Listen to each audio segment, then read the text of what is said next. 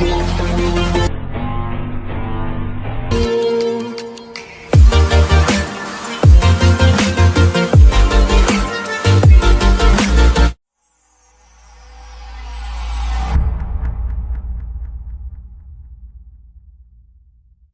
everyone, welcome back to my channel Step Up with Accounts, and here I'm going to explain the next formulas from solvency ratios. यहाँ हम सिर्फ formulas करेंगे. Why formulas I'm taking? Because आपको problem क्या आती है, अलग अलग फॉर्मूले लर्न करने में प्रॉब्लम आती है. तो आई एम गेटिंग दैट कि एक वीडियो में आपकी एक जगह पे एक मेथड के सारे फॉर्मूले हैं. जैसे हमने करंट रेशो और लिक्विडिटी रेशो के, आपके करंट रेशो और क्विक रेशो के फॉर्मूले किए, वैसे ही हम पहले सॉल्वेंसी रेशो करेंगे, इसके फॉर्मूलाज करेंगे, then will go with the some practical questions. और स्टार्ट करने से पहले मैं आपको फिर से बोल दूँ, please don't forget to subscribe this channel, कि अगर आप सब्सक्राइब करोगे तो आपको सारी वीडियोज़ मेरे related to this accountancy syllabus आपको सीक्वेंस में मिल जाएंगी. Do watch all the videos in sequence. अगर आप कोई भी सीक्वेंस मिस करते हो तो आपको क्लियर नहीं होंगे कंसेप्ट. तो कंसेप्ट क्लियर करने के लिए don't miss any video and do subscribe the channel. तो अब हम स्टार्ट करते हैं. Solvency ratio. पहले हमने करा था लिक्विडिटी रेशो. लिक्विडिटी रेशो में हम रेशो से आपकी जो current situation, short term financial position आपकी कंपनी की कैलकुलेट करते हैं थ्रू करंट रेशो और क्विक रेशो. कि शॉर्ट टर्म लायबिलिटी अगर ज़रूरत पड़ने पे तो क्या कंपनी उसको पे ऑफ कर सकती है या नहीं. Now in the solvency ratio, these ratios are calculated to assess the ability of the firm to meet its long-term borrowings as and when they become due. Solvency ratio में आपका long-term borrowings के ऊपर हम काम करेंगे. long-term borrowings क्या आपकी, कि जो आपकी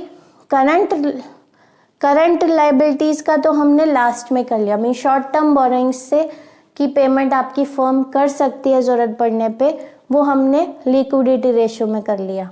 शॉर्ट टर्म बोरोइंग्स के बाद आता है आपका लॉन्ग टर्म बोरोइंग्स, कि आपकी कंपनी कभी भी ज़रूरत पड़ जाए, इन केस ऐसी अर्जेंसी आ जाए कि हमें इमीडिएटली आपकी फर्म को जितनी भी लॉन्ग टर्म बोरोइंग्स थी वो एकदम से पे ऑफ करने पड़े.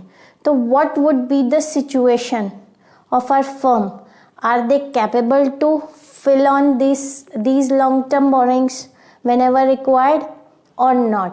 सो इसमें आपके there are 4 formulas which we have to calculate. First is डेप्ट इक्विटी रेशो. अब जो हमने कुछ फॉर्मूले जो करंट रेशो के फॉर्मूले में बताए थे कि यहाँ पे उनका भी काम है. डेप्ट इक्विटी रेशो मैंने आपको बताया था. डेप्ट according to your balance sheet, जो आप समझ सकते हो, डेप्ट been your liability. Long term डेप्ट आपके डेप्ट्स ही होते हैं. टोटल डेप्ट्स में आपके करंट लायबिलिटी मींस करंट डेप्ट, शॉर्ट टर्म डेप्ट्स और लॉन्ग टर्म डेप्ट्स इंक्लूड होते हैं. सो टोटल डेप्ट्स हो, जब आपसे डेप्ट पूछा जा रहा है तो डेप्ट means it is long term dept. Dept equity ratio formula is dept upon equity. बहुत इंपॉर्टेंट है, यह बहुत ज़्यादा आता है. Debt upon equity. Equity is also termed as shareholder funds. तो हम इसको मॉडिफाई करके दूसरा फॉर्मूला भी बनता है. देखो, डेप्ट को हम लॉन्ग टर्म डेप्ट्स भी बोलते हैं, इक्विटी को हम शेयर होल्डर फंड्स भी बोलते हैं, और net worth. We can go with equity is also termed as share holder funds और it has been termed as net worth. तो अगर नेट वर्थ आता है तो वो भी इक्विटी है, शेयर होल्डर फंड आता है तो भी इक्विटी है. तो फॉर्मूला आप एक ही याद करो, बस आपको ये समझना है कि डेप्ट को हम लॉन्ग टर्म डेप्ट्स भी बोलते हैं, इक्विटी को हम शेयर होल्डर फंड्स भी बोलते हैं. So there are 2 formulas you can generate from this single formula. Debt upon equity or long term debts upon shareholder funds or net worth. What is the ideal situation, जैसे आपकी current ratio में ideal situation 2:1 थी, वैसे ही आपकी डेप्ट equity ratio में ideal situation 2:1 है। Next is total asset to डेप्ट रेशियो। टोटल एसेट कितने हैं आपकी लॉन्ग टर्म डेप्ट के against. What does it mean, total asset to डेप्ट रेशियो मीन्स टोटल एसेट कितने आपके लॉन्ग टर्म डेप्ट के, मीन्स डेप्ट को जब आपके लॉन्ग टर्म पे करने पड़ जाए तो आपकी total asset as compare double होनी चाहिए। क्यों डबल होनी चाहिए, डबल होगी तभी आप डेप्ट पे कर सकते हो खुद को नुकसान पहुंचाए बिना। सो दैट मीन्स फर्म की टोटल एसेट्स कितने हैं कि जब भी जरूरत पड़े वो लॉन्ग टर्म डेप्ट पे कर सके, तो अगेंस्ट डेप्ट।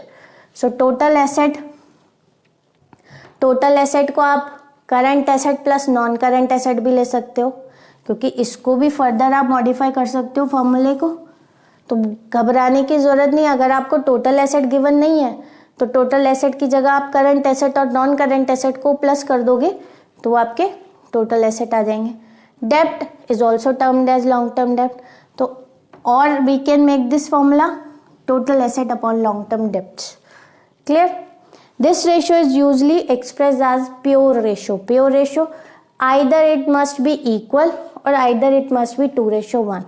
मीन्स या तो जितने टोटल एसेट है उतनी ही लॉन्ग टर्म डेप्ट है कि भैया हमारे को नुकसान भी नहीं हुआ प्रॉफिट भी नहीं हुआ, पे कर दिया।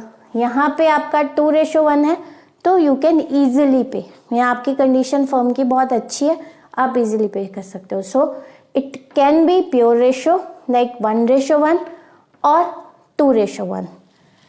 Next is proprietary ratio. Proprietary ratio, ownership ratio. Equity upon total asset, कि आपके share holder funds against total asset कितना है। So equity is also termed as share holder fund. Total asset you can again modify current asset plus non current asset total asset. Means आपको जितने फॉर्मूले करने हैं you have to learn only one single formula, but उस single formula के there are number of means given, so वो आपको पता होने चाहिए, then you can generate the formulas accordingly. क्योंकि टीचर्स आर वेरी स्मार्ट, उन सबको पता है कि आपने रट्टे मार लिए हैं, पर रट्टे मारे हैं रोट लर्निंग आपको सिर्फ यही फॉर्मूले ही याद रहने देंगे। आपको लॉन्ग टर्म डेप्ट्स आ गए, आप घबरा जाओगे कि भैया ये क्या है, तो आपको पता होना चाहिए डेप्ट इज ऑल्सो लॉन्ग टर्म डेप्ट। ये लायबिलिटी है, जो आपके लॉन्ग टर्म बोरोइंग्स है वही डेप्ट है, लॉन्ग टर्म डेप्ट्स है वही लॉन्ग टर्म बोरिंग्स है। तो लॉन्ग टर्म बोरिंग्स आपका पहले होता था, लेकिन जब आप कंपनी में आ जाते हैं तो कंपनी में आपकी liability is being treated as डेप्ट। क्लियर? तो फॉर्मूले को जनरेट करना आना चाहिए, फॉर्मूले जनरेट करने आएंगे तभी आप इजीली रेशियो को सॉल्व कर सकते हो। Next is C proprietary ratio, equity upon total asset और share holder funds upon current asset plus non current asset. And what is the ideal situation, ideal ratio should not be more than 2:1। 2:1 से ज्यादा नहीं होगी, 2:1 तक okay. Interest coverage ratio means आपकी firm किस हद तक इंटरेस्ट पे कर सकती है, जो भी आपने बोरिंग्स लिए हैं, जो भी आपके लॉन्ग टर्म डेप्ट्स हैं उसके interest coverage ratio, profit before charging interest and income tax upon fixed interest charges, कि जो भी फिक्स्ड इंटरेस्ट चार्जेस गिवन है, प्रॉफिट कितना है before charging interest and income tax, that this is the formula and this formula gives you the answer in times। जैसे आपके बाकी जितनी रेशो आपने अभी तक करी है वो रेशो की फॉर्म में है 2:1 या 1:1, बट यहाँ पे आपको जो आंसर मिलेगा वो टाइम्स की फॉर्म में मिलेगा, कि जहाँ आप इंटरेस्ट कवरेज रेशो कि कितने टाइम्स है आपकी रेशो, आप इंटरेस्ट आपकी फर्म इंटरेस्ट इजीली पे कर सकती है। So formula is profit before charging interest and income tax upon fixed interest charges and appropriate ratio जो है वो 6 और 7 टाइम्स होनी चाहिए, इससे कम है तो मीन्स आपकी कंपनी कम कैपेबल है इंटरेस्ट पे करने के. सो एप्रोप्रिएट रेशो शुड बी 6 और 7 टाइम्स. क्लियर. सी नेक्स्ट हम सॉल्वेंसी रेशो से फर्स्ट टॉपिक से कुछ प्रैक्टिकल क्वेश्चंस करेंगे डेब्ट इक्विटी रेशो निकालने के लिए. So the formula is given डेब्ट इक्विटी रेशो, डेब्ट अपॉन इक्विटी, और it has been called long term डेब्ट upon share holder funds. So see the question on the screen. Compute debt equity ratio from the following information. See, share capital is given 30 lakh, security premium reserve 2 lakh, reserve and surplus 10 lakh, loan from industrial financial corporation 8% 20 lakh, 9% bond 25 lakh, long term provision 3 lakh, short term provision 1 lakh, short term borrowings 4 lakh, trade payable 5 lakh. See the formula: debt equity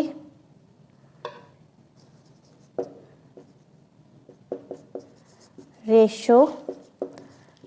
Now see, we have long term debts upon share holder funds, क्योंकि यहाँ हमें डेप्ट नहीं given, equity नहीं given, हमें long term debts given है जिसमें से आपको आइडेंटिफाई करना है, और share holder fund.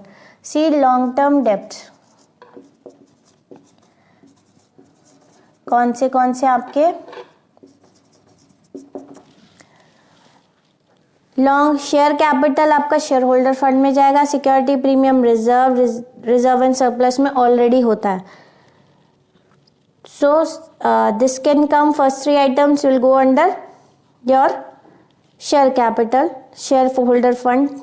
Next is loan from industrial financial corporation. Long term कौन से आपके long term है आपके long term industrial financial corporation, 9% bonds and long term provision. So loan from industrial financial corporation plus 9% bonds plus long term provisions. इसके अलावा कुछ नहीं है आपका लॉन्ग टर्म डेब्ट्स में इंक्लूड करने के लिए. Long term provision, then added up these all these values 20 lakh 25 lakh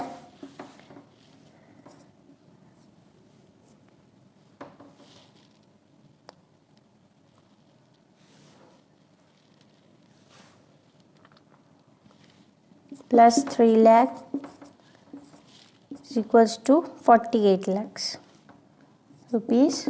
48 lakhs. Now calculate shareholder funds. Shareholder funds, what would be that? Share capital plus reserve and surplus. Share capital amount is given 30 lakh plus 10 lakh equals to 40 lakh. Now calculate the debt equity ratio.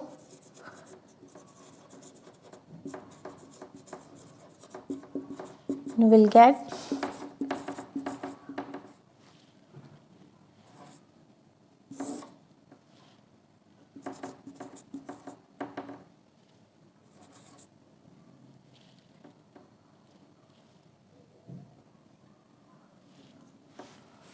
here you will get 1.2 ratio 1. So what would be the ratio of debt equity ratio? 1.2 ratio 1. तो simple balance sheet की कुछ items given होंगी, आप उससे identify कर लो long term debts कौन से है। शेयर होल्डर फंड में दो ही चीज़ें आती है, share capital plus reserve and surplus. तो ये दोनों चीज़ें आपकी लेंगे। लॉन्ग टर्म डेब्ट्स में लॉन्ग टर्म बोरिंग्स लेंगे हम। क्लियर, आपका डेप्ट इक्विटी रेशो निकल जाएगा। See what is the situation, ideal situation को देखकर आप इसको क्लियर कर सकते हो। सी इसमें आपको सिक्योरिटी प्रीमियम रिजर्व गिवन है। सिक्योरिटी प्रीमियम रिजर्व हम रिजर्व एंड सरप्लस में, जब आप बैलेंस शीट बनाते हो तो रिजर्व एंड सरप्लस में ऐड करते हो। तो जब आपको रिजर्व एंड सरप्लस गिवन है तो सिक्योरिटी प्रीमियम रिजर्व सिर्फ कंफ्यूज करने के लिए दिया है। सो डोंट गेट कंफ्यूज, आपने सिर्फ रिजर्व एंड सरप्लस ही लेना है। One more question will go with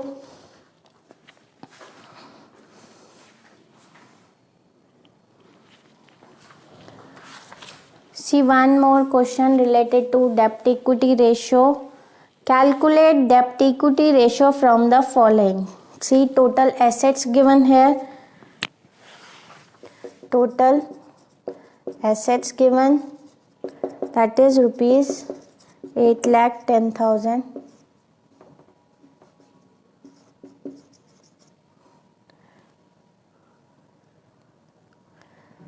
Total debts equals to 2,60,000. Current liability 40,000. Now सी आपको कोई अलग अलग आइटम नहीं गिवन है, टोटल एसेट गिवन है, टोटल डेप्ट गिवन है। आपको चाहिए क्या, डेप्ट चाहिए। डेप्ट में क्या चाहिए आपको, मैंने आपको पीछे भी बताया ये फॉर्मूला, इनडायरेक्ट फॉर्मूलोज जो आपके इनडायरेक्ट फॉर्मूलेज यूज होते हैं। टोटल डेप्ट आपके इंक्लूड करता है क्या, टोटल डेप्ट में आपका इंक्लूड होता है current liability plus long term डेप्ट, जो कि कहलाते हैं डेप्ट। तो आपको टोटल डेप्ट में से अगर आप करंट लायबिलिटी माइनस करोगे यू विल गेट डेप्ट। सो डेप्ट equals to 2,60,000 minus 40,000, you will get 2,20,000. Fine. अब आपका करंट एसेट, टोटल एसेट दिए हैं, टोटल एसेट दिए हैं 8,10,000। अब हमें क्या चाहिए, equity. Equity is also termed as share holder fund. तो शेयर होल्डर फंड्स क्या निकलेंगे, अब ध्यान से समझना शेयर होल्डर फंड्स कैसे निकलेंगे। देखो मैंने आपको पीछे भी ये फॉर्मूला सिखाया है, asset equals to capital plus liability, ठीक है, यही करा था आपने लास्ट। तो यहाँ पे क्या है, कैपिटल की जगह क्या बताया था आपको, शेयर होल्डर फंड्स आता है।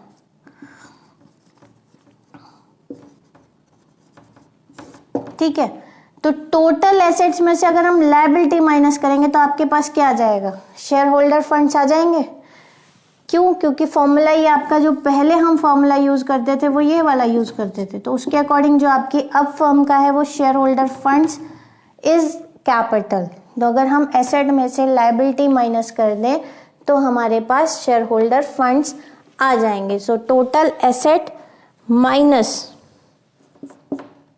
टोटल एसेट्स माइनस टोटल डेप्ट is equals to 8,10,000 minus 2,60,000. You will get 5,50,000 is your shareholder funds. और अब अगर आप शेयर रेशो निकालेंगे सो 2,20,000 minus 5,50,000 you will get the ratio 0.4:1 आपकी रेशो आ गई डेप्ट इक्विटी रेशो। यहाँ पे सीधा सीधा है, देखो कंफ्यूज होने की जरूरत नहीं, शेयर होल्डर फंड गिवन नहीं है, घबरा जाएंगे हम कैसे इसको कैलकुलेट करेंगे। अरे share holder funds formula use करो,